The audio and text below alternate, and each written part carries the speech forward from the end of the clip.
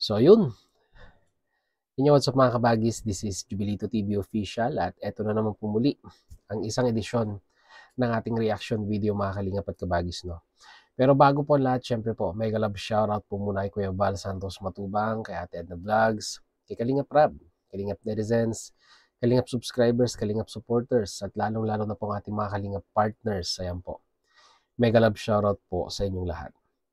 So ito na mga kalingap at kabagis, no? For today's reaction video, gawa lang po natin ng reaction at pagbibigay ng ating opinion dito po sa namumuong sigalot between Malu de los Santos at Dr. Lab, na kung saan mga kalingap at kabagis ay pareho na po silang nagbigay ng kanilang punto de vista sa isa't isa at masasabi po nating talagang medyo maaanghang po ang mga binitawan na salita na magkabilaang panig, no? Nagsimula po ito, kung hindi po ako nagkakamali mga kalingap at kabagis, doon po sa usapin at panawagan ni Kuya Val Santos Matubang na wag munang i-content or wag munang sabi nga nila ay reaksyonan, i-BTS ito pong tambalang Vianse at Kalingap Edu.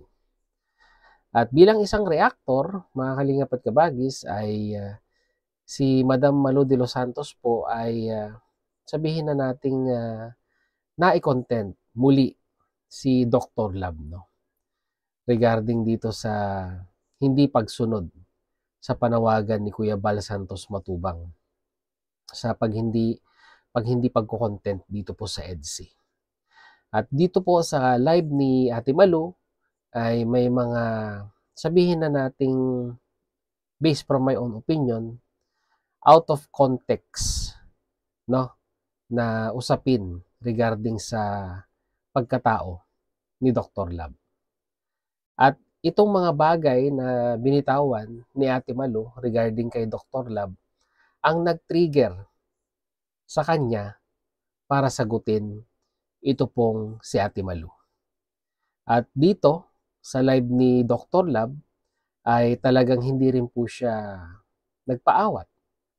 At sinabi niya rin ang kanyang opinion regarding doon sa mga sinabi ni Ate Malu sa kanya.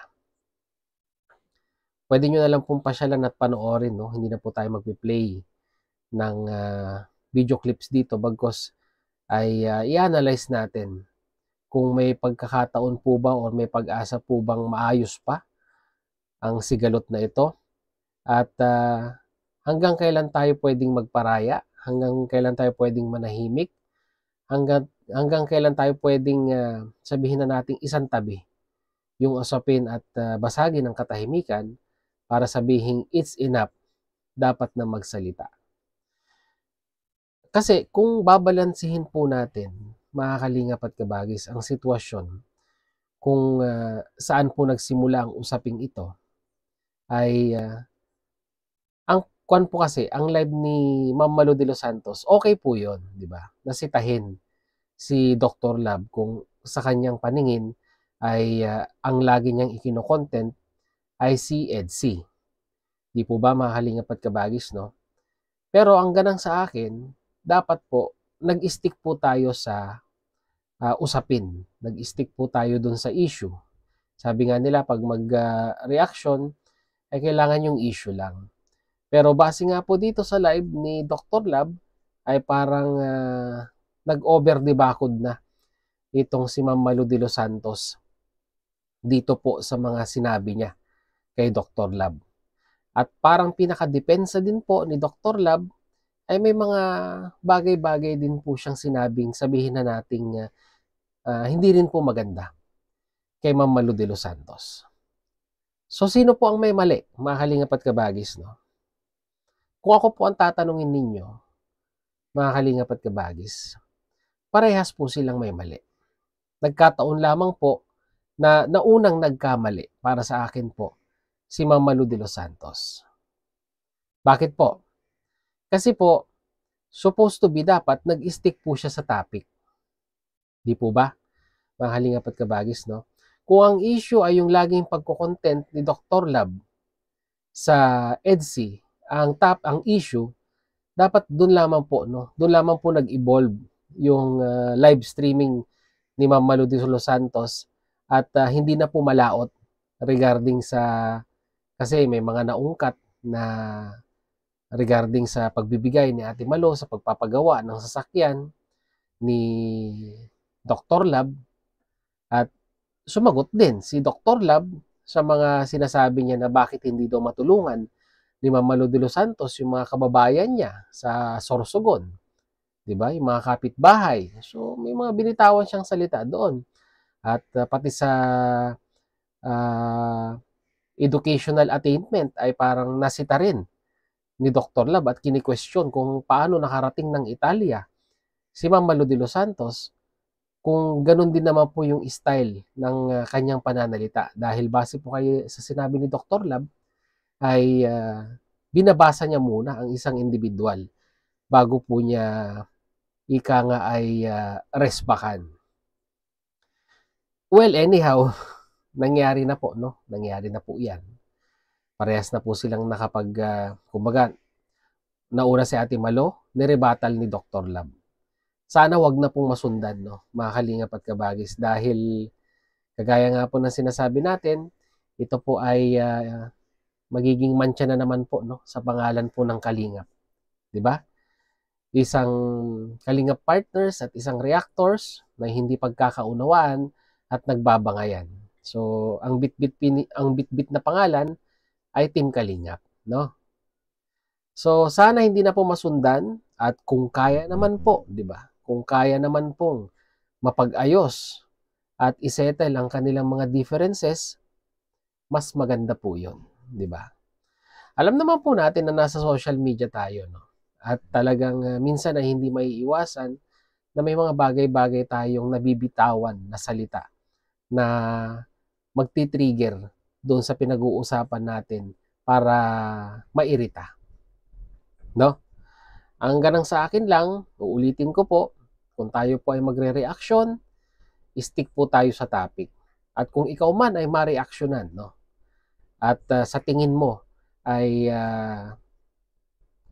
tawag nito, masyado nang niyurakan ang iyong pagkatao, ay kung ang puso mo ay talagang nasa programa po ng Kalingap at isinasa puso mo at iniisip mo rin yung kapakanan ng pangalan ng Kalingap, ay dapat po para sa akin, no, kinausap na lamang po personal, no, yung taong involved, mga Kalingap at Kabagis, no, para hindi na po lumaot at lumaki po yung usapin.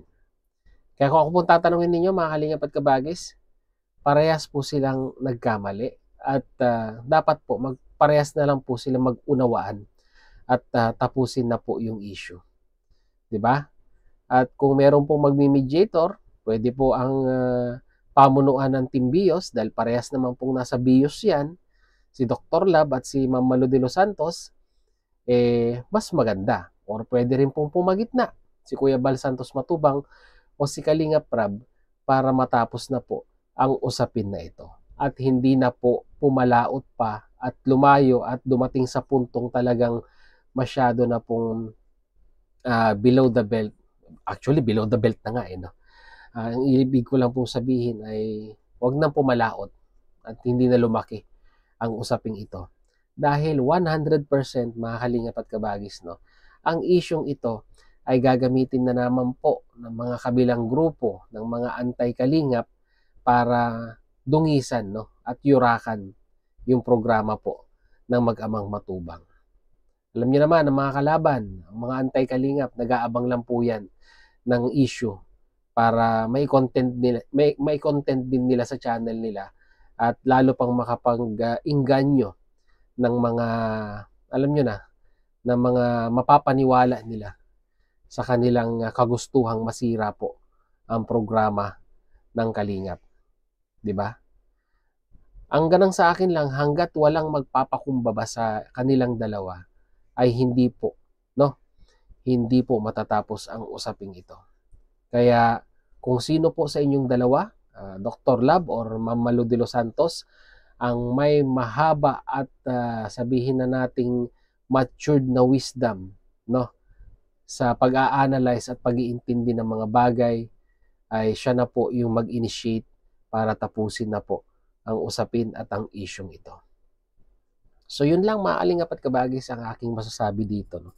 Reaction, opinion regarding po sa namuong hidwaan between Dr. Lab at kay Ma'am Malu de los Santos. Kayo mga kalingap at kabagis, ano po ang inyong maisasuggest?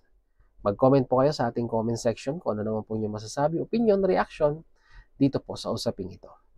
So yun, muli maraming salamat, no, mga kalingap at kabagis, dahil hanggang sa dulo po ng ating reaction video ngayong araw na ito ay nasamahan niyo po muli si Jubilito TV Official. At muli po, nagpapaalala po ang inyong host sa mga hindi pa po nakasubscribe sa channel po ni Kuya Val Santos Matubang at Edna Vlogs, Kalingap Rab. Suportahan po natin ang kanilang mga YouTube channel. And at the same time, muli po naglalambing din po ang inyong host sa mga hindi pa po nakasubscribe sa channel po ni Jubilito TV Official, ay pakihit naman po ang subscribe button at ang notification bell para maging updated pa po kayo sa mga darating nating reaction videos. Ganun din po, paki-follow and like ang ating official FB page na may kaparehas pong pangalan ng ating official YouTube channel, Jubilito TV Official. So hanggang dito lang mga kalingap at kabagis. Once again, this is Jubilito TV Official, proud member po ng Team Coos at ng Team Vios. As I always say mga kalingap and kabagis, peace, God first. God bless po. Bye!